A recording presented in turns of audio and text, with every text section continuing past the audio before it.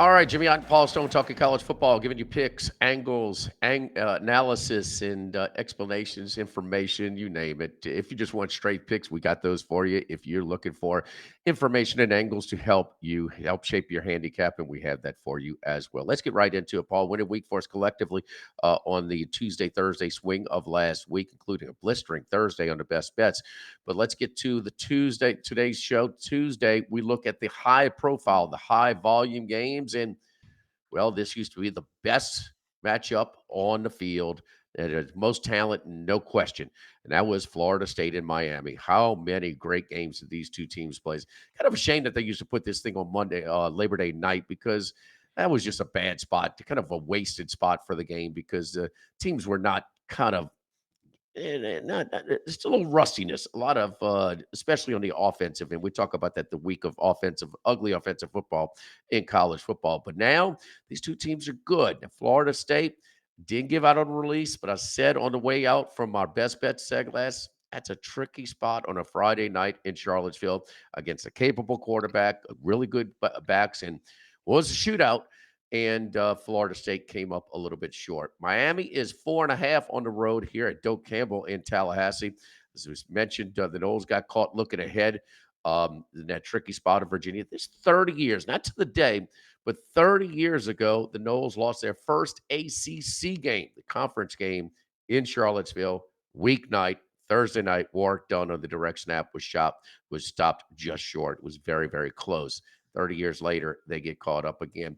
And how about that Virginia student section? It tripled over the last 45 minutes of real time as word got out across campus. You might want to come help us.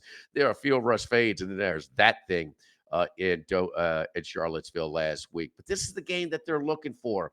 Maybe this Miami line jumped up a little bit. I'm not sure what the look ahead. It was 5.5. It's settling at 4.5 right now. I don't think it'll get all the way down to 3. It might get to 3.5 or 4. But Paul, you and I both like the Noles here, home dogs. And granted, Miami may look the part, especially up front. They are pretty good on both sides of the line of scrimmage. Their defense is way improved for what it was last year when Ward won the Heisman Trophy, but they had no help on that side of the ball. But we both like the Noles here, double pick, plus a 4.5 at home. Yeah, starting with Miami, Jimmy, they swept through their September schedule in impressive fashion, defeating both Notre Dame and Florida, and a pretty good South Florida team as well. The Hurricanes deservedly among the nation's top half dozen or so teams at this very early juncture, and their quarterback, Georgia transfer Carson Beck, he has regained that 2023 form that he had in Athens while still a member of the Georgia Bulldogs. He's just throwing the ball very effectively. And you mentioned that Miami defense, man, they are much improved, led by those bookend defensive ends, Reuben Bain Jr. and Akeem Messidor. They have been formidable through 4 games. But there's one thing the Hurricanes have yet to do during the 2025 football season, and that's play a road game. It's one thing to accomplish great things within the friendly confines, but when you take to the road, take that show on the road, it can be a whole nother story. And the Canes are headed to Tallahassee this weekend to play, obviously, their hated rival, Florida State. It's a Seminole team that's wounded, as you mentioned, after losing that ACC opener to Virginia. They're in Charlottesville, 46-38 in double overtime this past Friday. So again, you got a Seminoles team playing at home with their backs against the wall, trying to avoid an 0-2 start in ACC play. And oh, by the way, again, that opponent happens to be the Miami Hurricanes. To just sum it all up, Doak Campbell Stadium is going to be rocking on Saturday. We're going to get the best shot from the Florida State Seminoles. I don't have any doubt about that. You look at Florida State, they've shown what they can do on their home track. They opened with an impressive 31-17 victory over Alabama, and that's an Alabama team that's really looked good outside of that opening game in Tallahassee. You look at Carson Beck, although he's been very impressive for Miami at home to this point through his first 4 games there in Coral Gables. I kind of honed in on 3 road starts against comparable opponents last season in the SEC, road starts that Alabama, Texas, and Ole Miss. In those 3 games, Beck threw a grand total of 7 interceptions and only 3 touchdowns. So he is and has been interception prone on the road. Turnovers, they are difficult to quantify in the handicapping process. On one hand, they're not totally random. And on the other hand, they're not totally predictive either. But if Florida State, if they can be +1 in the turnover battle against Miami, or even just hold serve, even just break even in that turnover battle, I think this one's going to be close. I think it's going to go down to the final moments, perhaps even overtime. I like the points here. I think the Seminoles are going to make this a game. Give me Florida State +4.5 over Miami. Log into your BetRivers app or your BetRivers.com account each week to opt into a 3-pack of college football profit boosts, including a live boost, a same game parlay boost, and a boost to use however you please. See the app or website for more details.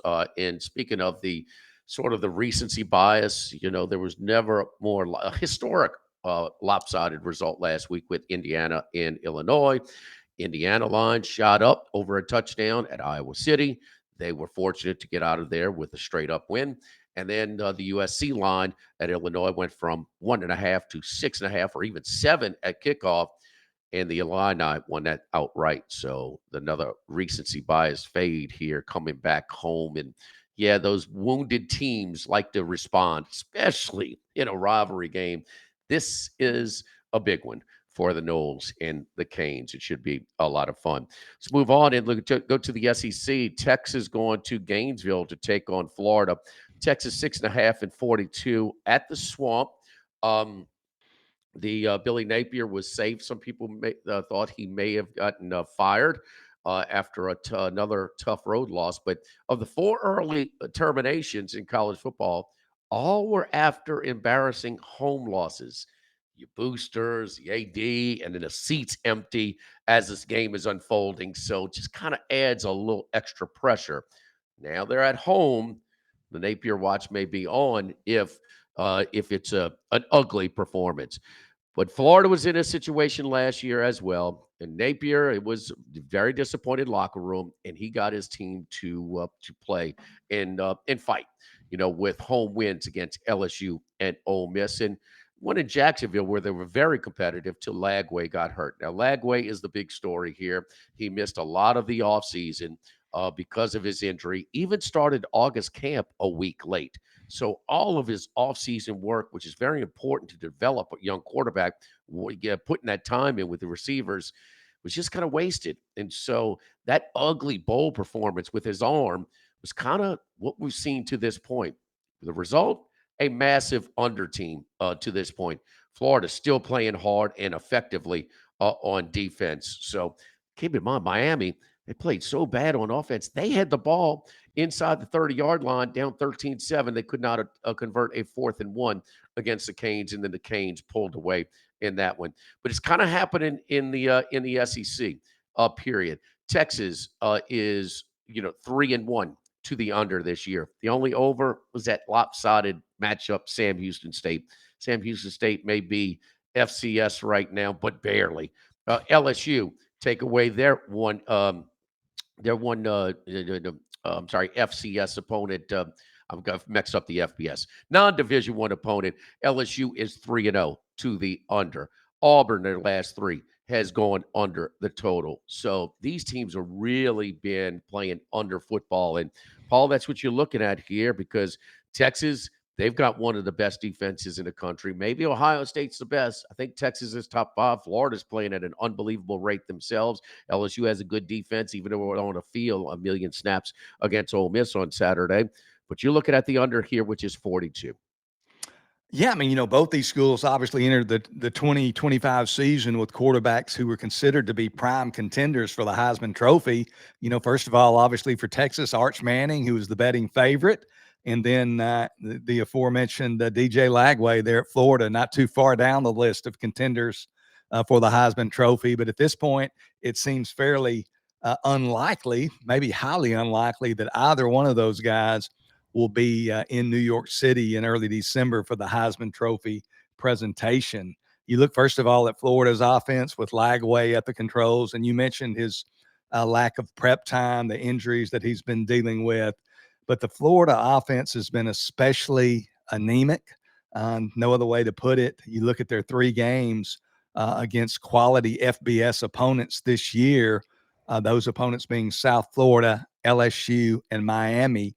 In those 3 games, the Gators have averaged just 287.3 yards per game, 4.3 yards per play, and only 11 points a game. You mentioned that most recent game at Miami, they drove 80 yards, did Florida, 80 yards and 11 plays for their lone touchdown in the third quarter.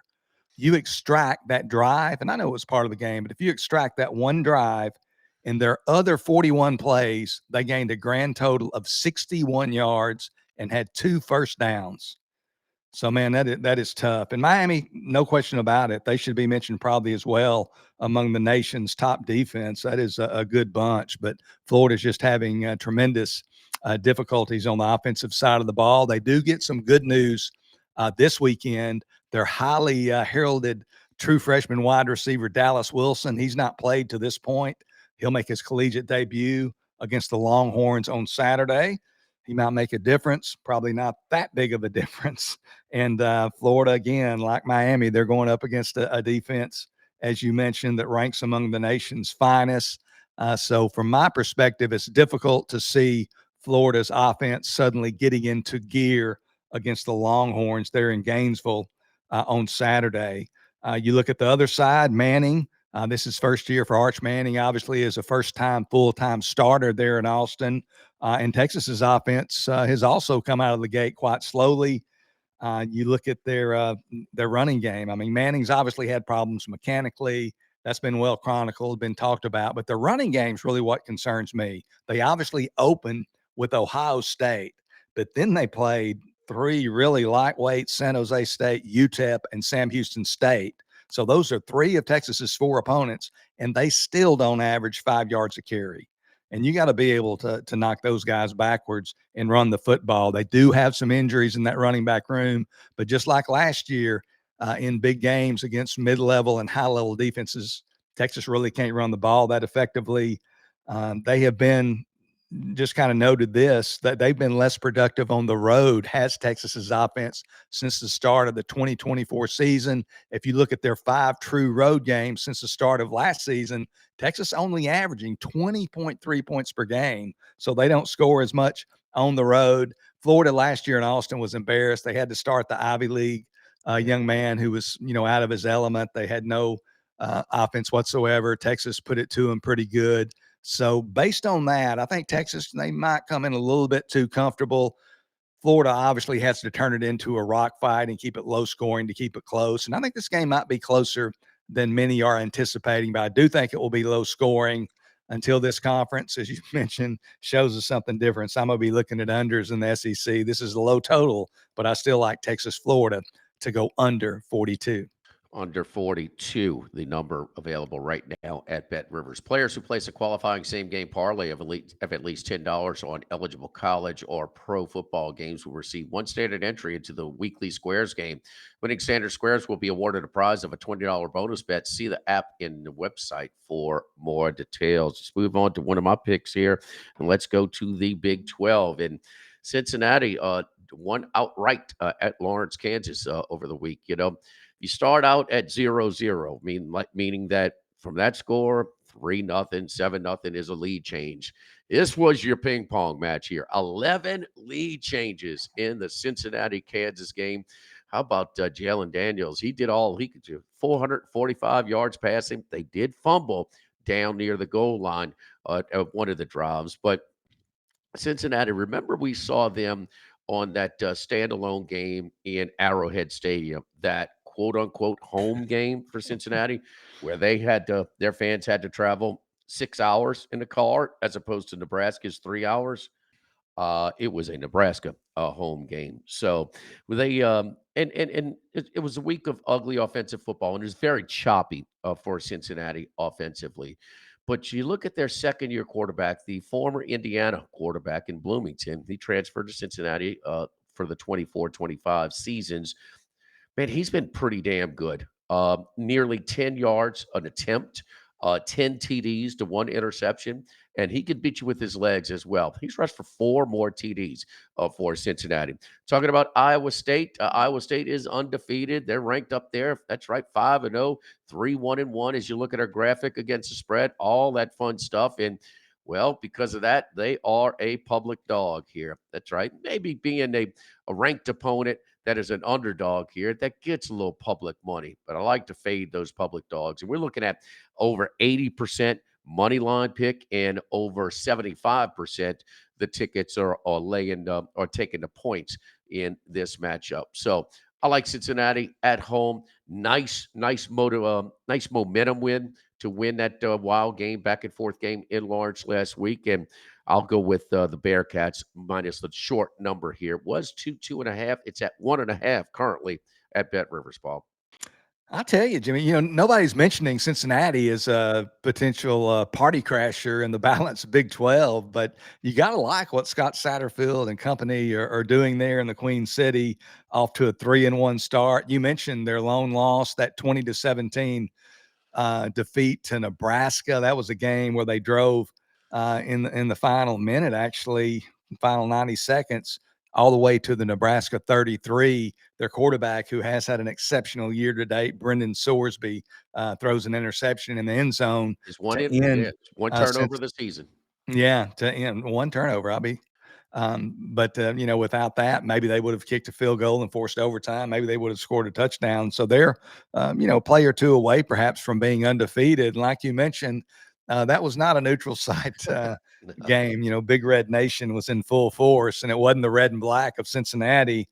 It was the red and white of the Cornhuskers, who travel quite well. But that's behind us. For me, it's Cincinnati or nothing. The one thing that kind of concerns me a little bit is Matt Campbell. He has been so strong as a road underdog, 12-6-1 against the spread since the start of 2017. But this Cincinnati team, they are, they're not getting a whole lot of national publicity, um, obviously, but we'll talk about teams like Cincinnati on this program because we're going to cover things far and wide. Very impressive team. Cincinnati or nothing. I might convince myself to join you by week's end, but right now I'll just be on the sideline. But a really game that I'm, highly enthusiastic about watching on Saturday.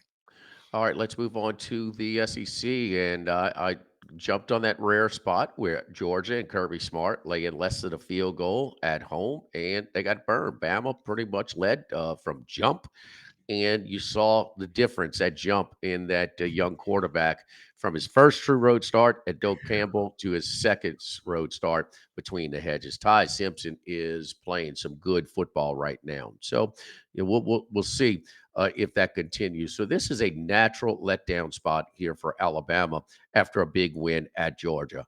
Problem there is, trust me, these guys have been reminded a lot on campus about losing to Vanderbilt last year. So here comes Diego Vanderbilt, Diego Pavia in the Commodores, undefeated into Alabama. When's the last time this matchup has featured two undefeated teams? And a little early support, knocking this line down to 10.5 and 56.5 on the Vanderbilt Commodores in this one. But again, no mistake about it. Alabama should be ready. Now, we talk about following up an emotional win. That was an emotional win, but this is one of those spots. And when is the last time Vanderbilt game has kind of been circled on the schedule for the Alabama Crimson Tide? An extremely rare revenge spot here for the Crimson Tide against Vandy. And if you remember that game too, you had that ball, deflected ball up in the air, right to the Vanderbilt defensive back, and he runs it in for a touchdown. So you had those things, but Kalen DeBoer has got him more of a dependable passer at quarterback. And the Milrow thing was you had to live and die with a Milrow, so to speak, that he can do some things when he's hot, like the Georgia game last year. And man, he can lose a game for you that you should definitely win, like at Norman, Oklahoma last year. So more dependable passer, Micah Penix, who we had at Washington, and I thought it was a pretty damn good offensive game plan. They moved the ball consistently against that tough Georgia defense between the hedges. Paul, you're looking at the Bama, the Tide minus the 10.5 here. I'll tell you, I'll start by saying this, Jimmy, in researching this game, very interesting. This is the first time that Vanderbilt and Alabama have both been ranked when they met in football, meeting in football since Thanksgiving weekend, 1937. So that was a while back. And in that looking at the poll that week, three of the teams that were also ranked that week in the top 10, actually, Villanova, Dartmouth, and Fordham. And I think I had a three-team parlay there at Bet Rivers that weekend and That's maybe when lost James it, but Franklin made that non-conference schedule back in the '30s. So, yeah. man, yeah, give him a break. Yeah, they were those teams were good back then. That was 1930. That's almost 100 years ago, almost 90 years ago. First of all, what can you say? I mean, Diego Pavia, the heart and the spirit behind this resurgence of Vanderbilt football. I think physically and even statistically, Pavia might not appear that imposing, but he has clearly the it factor that few possess. He has been especially prolific. We've talked about this on this program and others, but he's been especially prolific in the role of betting underdog. If you take his 2 seasons as starter at New Mexico State, where he played before transferring to Vanderbilt back in 2022 and 2023, and then add 2024 in this season, Pavia in the role of betting underdog when starting, now 19-5-1 against the spread. And of those 19 covers, Jimmy, 15 have been outright victories. So Diego Pavia, you make him an underdog and he performs quite well. Of course, last season's historic upset of Alabama as a 23-point underdog, which you mentioned, has been Pavia's crowning moment to this point. Again, the guy just personifies and embodies what college football should be, in my opinion. He just really makes it exciting. But despite Pavia's performance as a betting underdog, I am not recommending Vanderbilt this weekend getting double digits there in Tuscaloosa. I rarely step in front of a runaway freight train, which is what Pavia has been at the betting window as the underdog. But this is one of those rare instances. And first of all, not to detract from Vanderbilt's historic victory last year over the Crimson Tide, but the Commodores, they didn't attract the Tide's full attention in that game last year. It doesn't take anything away from Vanderbilt, but Alabama, if you remember, they were off that 41-34 win over second-ranked Georgia. They got off to that huge, might have been 28-0 or something of that nature, got off to a huge lead. Mhm. Then Georgia takes the lead late, only to have Alabama score and win the game, as I recall, 41-34. So they come into that game off a huge victory over Georgia. Vanderbilt's only 2-2. They hosted, they did beat Virginia Tech at home there in Nashville, is about a 13.5-point home underdog, which was an upset, which kind of caught some people's attention. But nobody expected what was to come from the Commodores. They were only 2-2. They had lost their previous 60 games against AP top 5 teams entering that contest. The Doors hadn't beaten Alabama on the field in 40 years, and they're getting 3 touchdowns and change. I think Alabama came in thinking, it's Vanderbilt. We can kind of exhale and take it easy. The thought of, Vanderbilt, I think, beating Alabama that weekend was highly improbable, if not virtually impossible. But it happened. Vanderbilt 40, Alabama 35. And as you mentioned, I'm sure there has been a lot of discussion about the outcome of that game there in Tuscaloosa in the last 360 or so days. It's not something that they're proud of. And Diego Pavia, I think he kind of adds a layer of revenge for the Crimson Tide because he's not exactly maybe the most humble victor. And so I think Alabama is going to come with the full money. I think they're going to be pumped up. They're not going to, Vanderbilt's not going to catch them napping this time around. The Tides had this game circled for many, many weeks. They're going to be focused. Alabama quarterback Ty Simpson, the son of a football coach, in that opener at Florida State, he looked like a first-time starting quarterback. He was inconsistent. Didn't play all that well. But since then, I'm not sure there's been a better quarterback than Ty Simpson in college football. He's been as good as anybody. He's been incredibly accurate. I mean, this guy's just gaining momentum. He is a big time guy. He went from somebody after the opener that you thought, man, they might be below championship level at quarterback this year to, man, this guy's one of the best quarterbacks in the nation. And those things happen sometimes as guys get experience. I vacillated as I made my lines on Sunday on this game. Um, I'm either going to make Alabama minus 14 or minus 14 and a half. I made a minus 14 and a half. I'm usually close. I think there's too much Vanderbilt slash Diego Pavia love here. You might remain patient and see if it drops down to 10, but I still recommend the Tide at minus 10 and a half.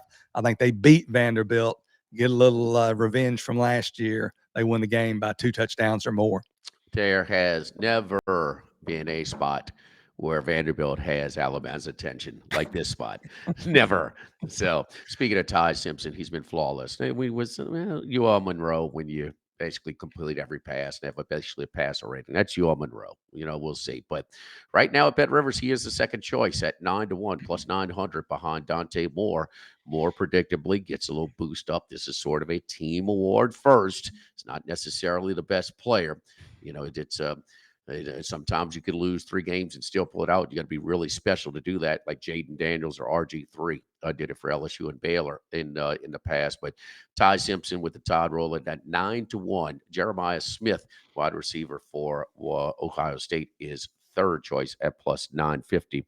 Let's go on to we mentioned it a little bit earlier, and Virginia's upset of Florida State, which we said was kind of a tricky spot. And well, you got to like what you see out of the quarterback for Morris for the Virginia Cavaliers, and also keep in mind this program went through horrible tragedy a few years ago, and Tony Elliott, he's been a real class act. How he's handled a lot of stuff. So, with the campus murders of some of the teammates and the injuries, after that field trip, back on campus. And so they dealt with a lot. They're trying to step up their game with the NIL, the player budget. So, and they lost a tough one at NC State against Raleigh. They had the ball inside the 20, first down interception in the end zone to end that game with less than a minute to go, or they would be undefeated at this point. So I give Virginia all the credit in the world. It's a nice story of coming from really some modest levels to having a nice season to this point. But there are field rushes, and there's that thing that happened Friday night in Virginia. I mean, keep in mind the game was almost over, and then Florida State ties it to set it into overtime. So you had about a 45, 50-minute real-time window of other students from campus to join the student section. And I mean, they didn't even let the ball hit the ground to on the incompletion to rush the field. I call it a field rush fade, and it's for reasons of it. I mean, that's it's hard. You think there's a little emotion left on the field in Charlottesville after that win? Absolutely. And here's Louisville down 17-0 at Heinz Field. They come back and win and cover to me and Paul's demise there. What was after a good week, he had the spread, I had the money line. That was a tough one. Keep in mind, there's never been a bad beat that you couldn't have hedged out of some of them. So good deal for the live betting there. But Louisville showed me something against a solid team in Pitt on the road, being down so much. They made some plays with their defense as well, get a couple of key interceptions to stop a Pitt drive and then set up the game winning touchdown drive. Miller Moss may have taken that turn, turn the corner a little bit. We know that Brom's system is quarterback friendly, and so we'll have to see if the USC transfer can continue it. But all of this setting up for this is a real challenge of Virginia. Just as Indiana could not have looked any better. They destroyed Illinois, outrushed them 312-2. All right, but that was a tough spot at Iowa City, and it showed. Fernando bailing him out with a last minute 3rd and 10 50-yard TD to win the game. I think it's a really, really tough spot here for Virginia. A lot of signs moving up, a lot of good feelings, getting some booster and administrative support, but this is a brutally tough spot. Give me Louisville, the Cardinals at home, minus the 7.5, Paul. Yeah, I'm anticipating, Jimmy, there's going to be a lot of so-called square money show up rather on Virginia this weekend after that upset over then number 8 ranked Florida State, 46-38 in double overtime this past Friday, as you mentioned. Of course, followed by the field storm, and that was an epic field storm. As a result of the victory, Virginia has debuted this week in the AP poll at number 24. That's a feather in their cap from a promotional and a salesmanship standpoint, but I don't know so much if it is when you're going into a game now on the road at Louisville. You've got a bunch of fat and happy Cavaliers going on the road. They're fresh off the Florida State victory, and now they've got the number 24 national ranking that they can parade around a little bit. And it is a certain, maybe not a certain recipe for a letdown, but a probable recipe for a letdown. I understand where you're coming from, from every angle. But I'm not huge on Louisville. So based on that, this will be a game that I'm not going to certainly play Virginia. And I respect where you're coming from because all the angles, point to this being a low energy, quote unquote, game for Virginia. So Louisville certainly could roll in this one. All right, so now we look at the Notre Dame Fighting Irish. Started out 0-2, but they've rebounded with a couple of wins. And how about that? We talk about C.J. Carr, the redshirt freshman from Saline, Michigan. He looked a little bit better against in his second road start. Now got the head coach and basically the entire Arkansas defensive staff, fired in the process. But after that first half, because he showed us something in the second half from in that Labor Day primetime, that Sunday night primetime game, Labor Day weekend, how he progressed in that game. He is on fire. The Notre Dame offense is on fire. 52 points a game in their last three games. And so they will be favored to win every game if they can. Oh, you mark your words, a 10-2 Notre Dame team is getting into the playoffs. So it's it's not a lock, but it's closest thing to it. And that's where we get here. But boy, you're looking at some of these numbers, Paul. I mean, it's up to 20 now at Bet Rivers. So that line, Notre Dame tends to be a little bit of a public team to begin with. But now when they're on a roll like this and covering in the overs as well, the total is at 64. These are some high numbers that, yeah, I'm looking to back the Irish right now, especially their offense. Love CJ Carr in some of the signs he's showing. Man, he's got this offense cooking. But man, those are some big numbers that kind of keep me away on a pass on this week's Notre Dame game. Yeah, I'll digress just a little bit. You mentioned, the interim coach there at Arkansas, maybe not by name, but Bobby Petrino named interim coach to succeed, at least on an interim basis, Sam Pittman. But what interim coach gets to fire three defensive coaches, including a defensive coordinator who was a finalist for the Broyles Award a couple of years ago? Seemed like a lot of power for an interim coach, but we'll talk about that probably another day. This game opened Notre Dame favored by only 16 points at some books on Sunday. So there's been a lot of action, one-way action, basically, it appears, on the Irish. Notre Dame currently a 20-point favorite there at Bet Rivers this morning, and I'm seeing even 21 points at some other books. So just a lot of action coming in on the Irish, I think largely based on the public's response to Notre Dame's prolific offense. You mentioned they've averaged over 50 points a game their last three games, a little bit over 536 yards in those three games. And their redshirt freshman quarterback, C.J. Carr, who you also mentioned his recent performance. He has really played well since a predictable up and down, although he did finish strong at Miami in that season opening loss. Did have some growing pains in the first 2.5 or so quarters. But, man, he has demonstrated in these last several games, while virtually every school in the nation Yeah. recruited him out of Saline High School there in Saline, Michigan. He's completed in those last three games 52 of his 74 throws, a completion rate of 70% for 870 yards. And in those three games, he's averaged almost 12 yards an attempt, 11.8 yards per attempt. So he's throwing the ball pretty well. 7 touchdowns on the season, only 1 interception. I don't have an opinion. The line's gotten a little bit away from us. I think we're paying that Notre Dame tax at this point. But one thing to look at, and these numbers don't come out until later in the week, but Notre Dame's team total, it'll be somewhere, I believe, based on the current line and the current total, 42.5 to 43.5 in that range. And I think Notre Dame's team total over is worth a look. Boise's not great on defense. and Notre Dame's just rolling on offense. So that might be my look when that number comes out. Perhaps play Notre Dame's team total over around that range of 42.5 to 43.5.